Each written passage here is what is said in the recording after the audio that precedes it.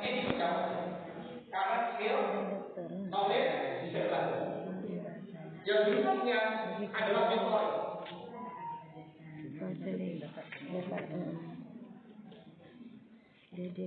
Mentoring itu adalah bagaimana kita mentransfer keahlian kita pada orang lain yang linear. Kalau Bapak seorang ahli di bidang keuangan, Bapak tidak akan mungkin mementoring saya sebagai orang yang ingin belajar bengkel. Tapi kalau saya mau belajar tentang keuangan, beliau ahlinya, sehingga dia mentor, saya menti, prosesnya mentor. Catatannya linear ilmunya, keahliannya linear, itu mentor. Gampangnya seperti itu. Nah, sekarang kalau coaching ini sederhana, bedanya dengan konseling. Gampangnya seperti itu. Sekarang saya berada di sini. Saya punya sebuah tantangan hidup. Saya sadar betul hari ini saya resah. Hidup saya tidak bahagia, kondisi saya tidak sejahtera karena peristiwa masa lalu. Ada peristiwa masa lalu menghantui saya sampai sekarang. Kadang-kadang muncul, kadang-kadang hilang, kadang-kadang ketemu teman yang lain, tertawa-tertawa hilang. Tapi kalau saya sendirian itu muncul. Untuk menyelesaikan persoalan ini, Bapak Ibu butuh seorang konselor. Butuh seorang konselor. Maka prosesnya konseling. Saya adalah satu di antara 5 orang di Indonesia pada waktu itu. Saya adalah konselor terminal fitness. Oh, bukan terminal fitness. Jadi konselor untuk orang-orang yang menjelang meninggal. Jadi kalau saya nggak pernah lagi, dulu selalu dipanggil orang yang sudah divonis, oh seminggu lagi mau meninggal, saya selalu sekarang saya sudah meninggalkan. Dulu satu di antara 6 orang di Indonesia yang mampu menjadi konselor terminal. Maka saya selalu ingin mengawali orang yang pertama, orang yang pertama. Kalau saya orang yang pertama, pasti diperhitungkan. Maka selalu saya membaca bahwa itu belajar dengan fikir ini yang saya ajarkan nggak ada duanya di sini. Nggak ada duanya. Definisinya apa? Karena saya berhadapan dengan orang langsung dan saya tidak berorientasi pada Tuhan. Maka orientasi saya yang saya ajarkan pulang harus bisa. Karena semakin orang bisa, semakin terjadi berkah. Nah, konsultan itu selalu berharap saya ajarkan, dia balik ke saya. Jadi kemandirian itu karena dia pekerjaannya konsultan. Kalau nggak ada klien, dia hidup. Kan gitu. Konsepnya tidak.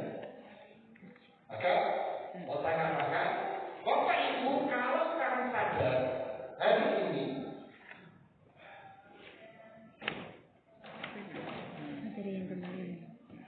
Kalau Bapak hari ini sadar punya sesuatu yang membuat Bapak Ibu resah dan bahagia dalam satu titik tertentu, Bapak Ibu perlu seorang konselor supaya hidup keseharian Bapak Ibu bisa normal kembali.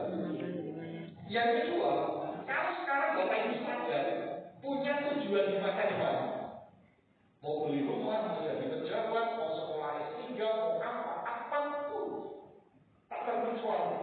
Apapun tak terkecuali Bapak Ibu punya goal ke depan, Bapak Ibu bisa selesaikan, melampaui atau mempercepat goal itu terlaksana dengan teknik coaching. Sekali lagi, kalau Bapak Ibu punya goal ke depan, apapun itu, Bapak Ibu bisa mempercepat perolehan goal itu hanya dengan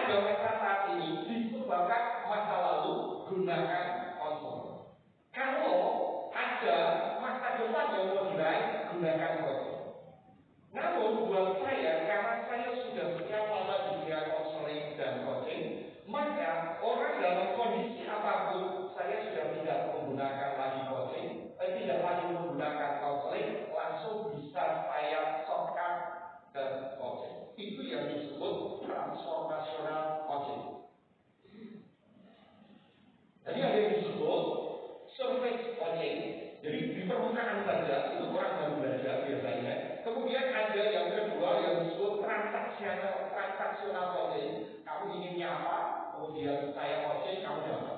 Tapi kalau sudah transformasional, Anda sedang mengalami kepribadian yang buruk, Anda sedang mengalami situasi yang tidak dapat terpecahkan, dan Anda tidak tahu asal mula itu sudah transformasional. Hidup saya hanya beberapa orang. Baik, Bapak Ibu, perbedaan antara konflik dan konflik. Baik ya? Oke. Kita akan lihat. Itu poin. Nanti dibaca. Ini kompetensi dari internasional communication. Tapi silakan kita. Sekarang ini maka kaosnya tulisannya itu. Coach the person from the problem. Yang diselesaikan bukan problem. Pendekatannya pada manusia seperti desain. Karena manusia fokusnya itu luar biasa.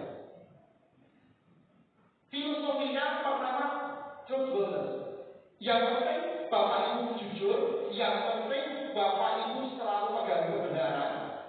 Kalau saya ngomong dengan kejujuran saya ngomong dengan kebenaran, maka yang saya ngomong pasti juga bisa merasakan bahwa saya jujur, bahwa saya tidak main-main.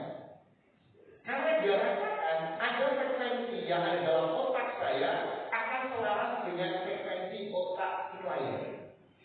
Maka terjadilah percakapan yang nyambung. Maka ada orang katakan, kok anak itu kalau ngobrol dengan si A berani bahasa Indonesia apa? Orang cair gitu. Tapi kok anak itu ngomong dengan dia kok nggak lancar? Karena frekuensi dalam otaknya itu nggak selaras. Betul.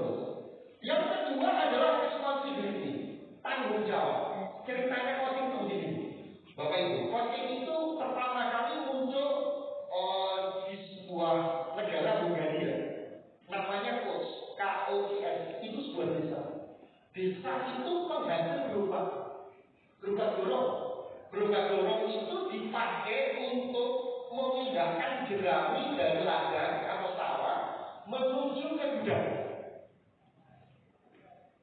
Yang disebut gerobak itu lambat laun disebut coach. Karena itu desa namanya coach. Sedangkan jeraminya itu disebut koci atau klien. Sedangkan proses menghantar satu tempat ke tempat lain yang dituju itu yang disebut koci. Maka kalau Bapak Ibu di Jakarta dulu di Gambir ada di stasiun ada tulisannya coach 1, coach 2, coach 3, coach 4 itu menunjukkan gerbong 1, gerbong 2 dan seterusnya. Kalau ada bis pariwisata di belakang ada tulisannya karoseri, bawahnya ada tulisannya coach. Bis itulah yang disebut coach. Tugasnya menghantar orang yang ada di dalamnya atau barang dari satu titik ke titik lain. Titik lainnya ini jelas. Jadi kalau Bapak Ibu punya goal ke depan, goalnya harus jelas. Kalau Bapak Ibu tidak punya goal, enggak perlu dikocok. Untuk apa dikocok? Enggak punya goal. Itu ceritanya. Sebenarnya setelah proses dari Bulgaria itu dibawa ke Inggris. Akademi di Inggris mewajibkan setiap orang mau lulus dalam sebuah belajar di akademi harus menulis laporan atau yang sering kali disebut sekarang skripsi. Di dalam proses menulis skripsi, universitas memberikan satu orang coach atau seringkali kita sekarang disebut seorang dosen pembimbing. Itu pertama kali di Inggris. Nah, kemudian terus berproses ada coach di bidang entertainment, ada coach di bidang olahraga, ada coach di bidang bisnis, ada coach dan macam-macam. Maka kemudian ada wadah International Coaching Federation. Yang saya maksud di sini responsibility tanggung jawabnya. Kalau saya sebagai seorang coach, beliau punya goal ke depan, saya harus menghantar beliau sampai goal yang dituju. Itu tanggung jawab saya. Tapi dalam hal football, kalau saya ngomong jujur, dirasakan kejujuran saya, maka si klien juga akan ngomong jujur. Ngomong jujur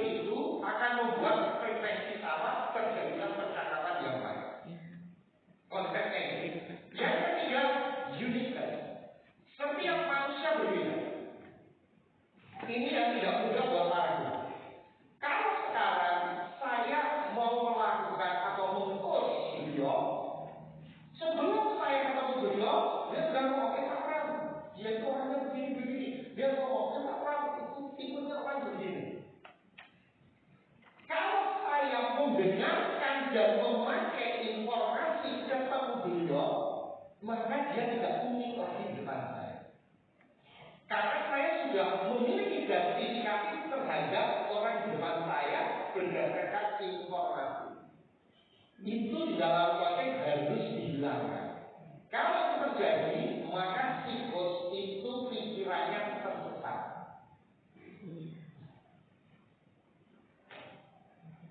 Gimana cara menghilangkannya? Ada tekniknya. Saya mau ajarkan. Kemudian self control. Kalau saya seorang pengawas yang dulu pernah jadi guru, yang dulu pernah jadi seorang kepala sekolah, saya sedang melakukan kunjungan ke sekolah ketemu seorang guru. Ketika guru mengungkapkan berbagai tantangannya, maka si pengawas sebagai coach mengatakan, itu kan sudah pernah saya alami. Dia nggak bisa self control, akhirnya dia menasihati. Oh, kamu sebaiknya ini. Pengawasnya mengarahkan, kamu harus bertindak. Itulah self control bahwa seorang coach tidak boleh menasihati, seorang coach tidak boleh memberikan solusi, seorang coach tidak boleh memberikan arahan. Hanya tugasnya coach bertanya. Cuma satu saja. Coach tugasnya hanya bertanya.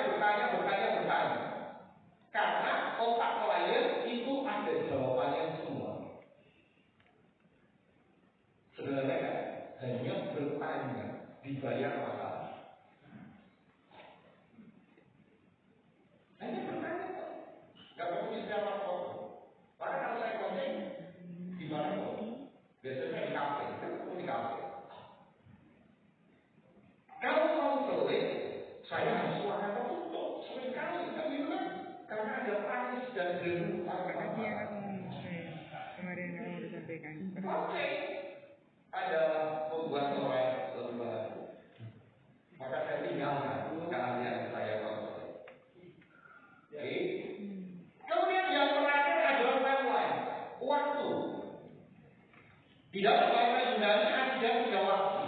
Yang pertama yang disebut kronos itu sehari, 2 hari, 3 hari, 1 bulan, 2 bulan, betul. Kemudian aion itu waktu yang nggak terbatas. Konsep coaching ini menggunakan namanya kairos. Kairos itu momentum.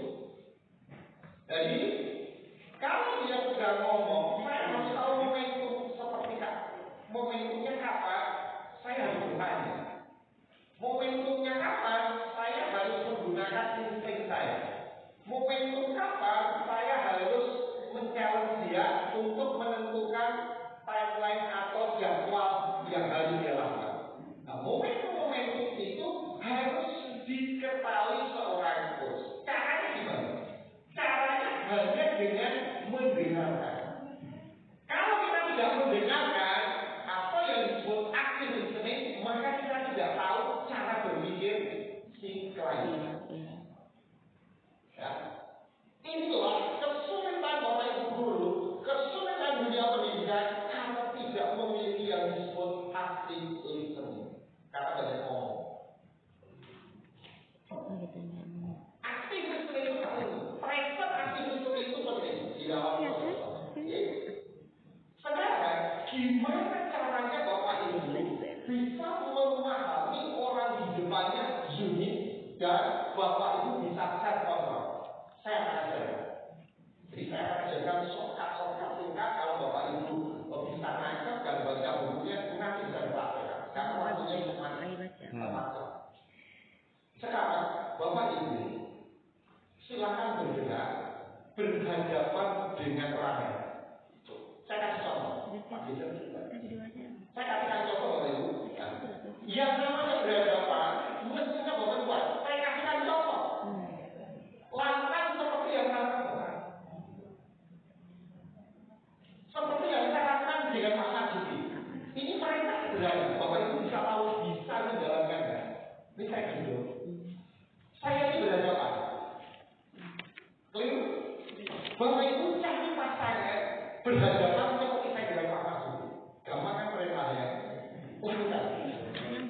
dengan siapapun. Tahu kan? Nah, saya lihat pasti ya sebagai yang tidak berjalan. Saya akan contohnya berhadapan seperti ini. Contohnya itu. Ada pandai. Saya enggak. Saya dokumentasi.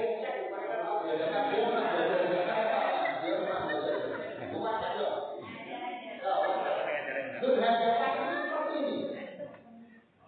Lihat kembali. Berhadapan.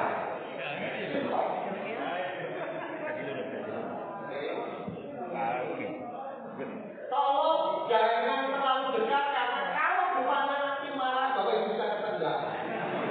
Agak mudah. Tahu kan? Berhadapan.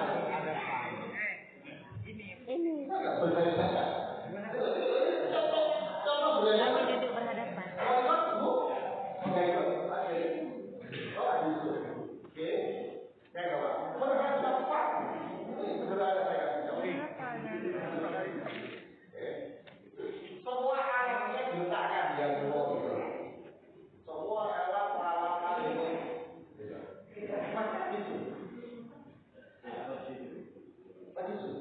Oh, tadi itu. Oke. Yang mau ikut, yang nggak ikut, silakan berhadapan. Ini sebuah perintah yang sangat mulia tetapi orang tidak paham. Oke. Ibu tahu berhadapan? Oke. Baik.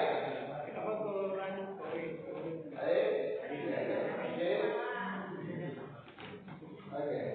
Baik. Kalau sudah, ibu duduknya aja miring, kursinya aja miring.